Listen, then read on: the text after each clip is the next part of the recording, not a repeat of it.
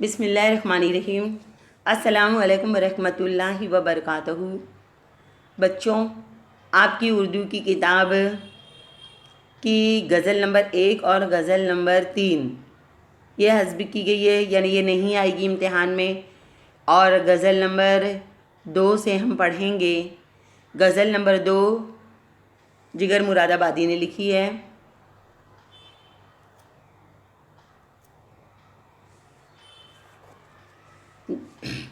गज़ल number 2 जिगर मुरादाबादी ने लिखी है। हम गज़ल पढ़ने से पहले पहली बात पढ़ते हैं। उर्दू गज़ल में इंसानी ज़िंदगी के मसाइल और दर्द व गम को पुरअसर अंदाज में पेश किया गया है। उन्हें पढ़कर हम पर वही कैफियत तारी हो जाती है जिसे गालिब ने इस मिसरे में बयान किया है। मैंने ये जाना कि गोया ये भी मेरे दिल में है। गज़ल के अशार हमारे अंदर इंसानों से हमदर्दी और यगानगत का जज्बा पैदा करते हैं। जिगर की शायरी में भी ये रंग नुमाया है। जान पहचान की ओर आते हैं बच्चों। जिगर मुरादाबादी का नाम अली सिकंदर था। वो सन 1890 में पैदा हुए। उनके वालिद मौलवी अली नज़र भी शायर थे। जिगर कम उम्री ही में शेर कहने लगे थे। जिगर की शायरी में इश्क का पहलू मुमताज़ नज़र आता है। जिगर की शायरी में सादगी और रवानी के साथ दिलकशी, रंगीनी, कैफ व सरमस्ती पाई जाती है। आतिश गुल और शोले तूर उनके शेरी मजमूए हैं। आतिश गुल पर उन्हें साहित्य एकेडमी इनाम से नवाजा गया था। सन 1960 में जिगर का इंतकाल हुआ। बच्चों, अब हम एक मरतबा गज़ल को पहले पढ़ लेते हैं। आदमी आदमी से मिलता है, दिल मगर कम किसी से मिलता है।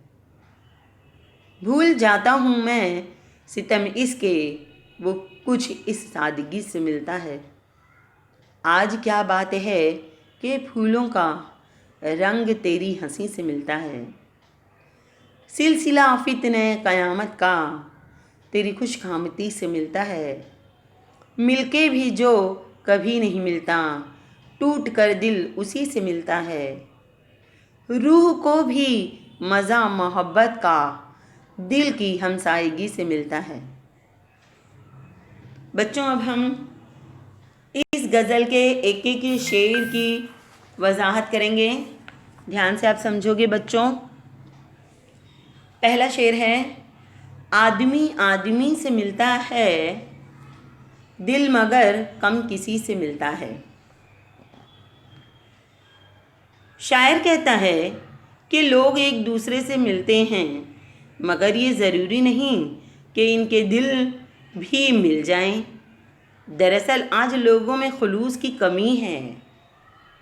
लोग एक दूसरे से मिलते हैं, हाथ मिलाते हैं और गले भी मिलते हैं, लेकिन उनके दिल आपस में नहीं मिलते। दर हकीकत लोग मिलने का, दोस्ती का सिर्फ दिखावा करते हैं, वो दिल से नहीं मिलते। समझ में आ रही ना बेटा बात। अब हम दूसरे शेर की तरफ चलते हैं बच्चों। भूल जाता हूँ मैं सितम इसके, भूल जाता हूँ मैं सितम इसके, वो कुछ इस सादगी से मिलता है। बच्चों, शायर अपने शेर की तशरीह इस तरह करने की कोशिश कर रहे हैं। शायर अपने महबूब की सादगी की तारीफ़ करते हुए कहता है कि मेरा महबूब इस सादगी से मिलता है कि मैं इसके सारे सितम भूल जाता हूँ। हर चंद के वो हमेशा सितम ढाता है, मगर इसकी सादगी की वजह से मैं इसके जोर वो जफ़ा की शिकायत नहीं करता। बच्चों, इसके साथ ही शायर अपने तीसरे शेर में क्या कहते हैं, देखो तीसरा शेर है, आज क्या बात है कि फूलों का रंग तेरी हंसी से मिलता है। शायर अपने महबूब से मुखातिब होकर कहता है कि आज क्या बात है, आखिर आज क्या बात है कि फूलों का रंग तेरी हंसी के जैसा है। तेरी हंसी यानी महबूब की हंसी के जैसा। जो ताजगी तेरी हंसी में है, यानी जो ताजगी तेरी हंसी में यानी महबूब की हंसी में है, वही ताजगी फूलों में भी है। यानी महबूब जो है बड़ा खुश नज़र आता है। शायर अपने चौथे शेर में बच्चों ये कहना चाहते हैं, सिलसिला फितने क़यामत का, सिलसिला फितने क़यामत का तेरी खुशकामती से मिलता है। बच्चों, खुशकामती का यहाँ मतलब क्या बेटा? अच्छे कद का होना। अब यहाँ शायर ने क्या समझाने की कोशिश की है? इस शेर में फितना क़यामत से मुराद मुसीबत है। शायर का दोस्त जो है खुशकामत है, यानी अच्छी कद वो कामत का है। शायर मुसीबत के सिलसिले को दोस्त की तवील कामती से जोड़ते हुए कहता है कि ए दोस्त, मेरी मुसीबतों का सिलसिला तेरी बुलंद कामती की तरह तवील है। तवील यानी लंबा, बड़ा है। यानी शायर ने अपने तकलीफ़, अपनी मुसीबत को अपने महबूब के अच्छे कद से तशबीह दी है यहाँ। अब अगला जो शेर है शायर ने उसमें क्या कहने की कोशिश की है? मिलके भी जो कभी नहीं मिलता, मिलके भी जो कभी नहीं मिलता, टूट कर दिल उसी से मिलता है। शायर ने यहाँ पर बहुत ही अच्छे तरीके से समझाने की कोशिश की है बच्चों। शायर इस शेर में अपने महबूब की शिकायत करते हुए अपने दिल की कैफियत बयान कर रहा है। शायर कहता है कि मेरा महबूब मुझसे खुलकर नहीं मिलता, वो मेरे पास जब कभी आता है तो किसी और के ख्याल में खोया रहता है। अपने दिल की, शायर क्या कहता है कि अपने दिल की हालत तो ये है कि इस पर फिदा है जो मिलकर भी नहीं मिलता। यानी शायर क्या कहता है? मेरा दिल तो मेरे महबूब पर फिदा है, लेकिन मेरा महबूब जो मुझे मिला है फिर भी मिलकर भी नहीं मिलता। यानी शायर के महबूब का जो ख्याल है वो कहीं और ख्याल में गुम है।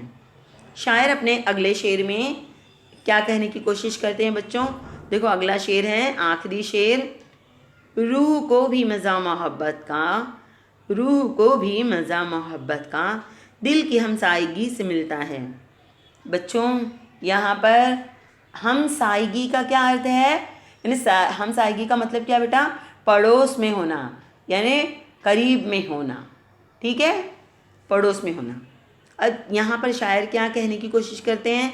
शायर कहता है कि रूह दिल की हमसाया है, यानी हमारी जो रूह है वह हमारे दिल के एकदम करीब है, हमसाया है, यानी रूह दिल के करीब है और मोहब्बत दिल में रहती है, इसलिए रूह को मोहब्बत का मज़ा हासिल होता है और रूह दिल की हमसायगी की वजह से मोहब्बत से आशना हो जाती है, यानी पता चल जाता है।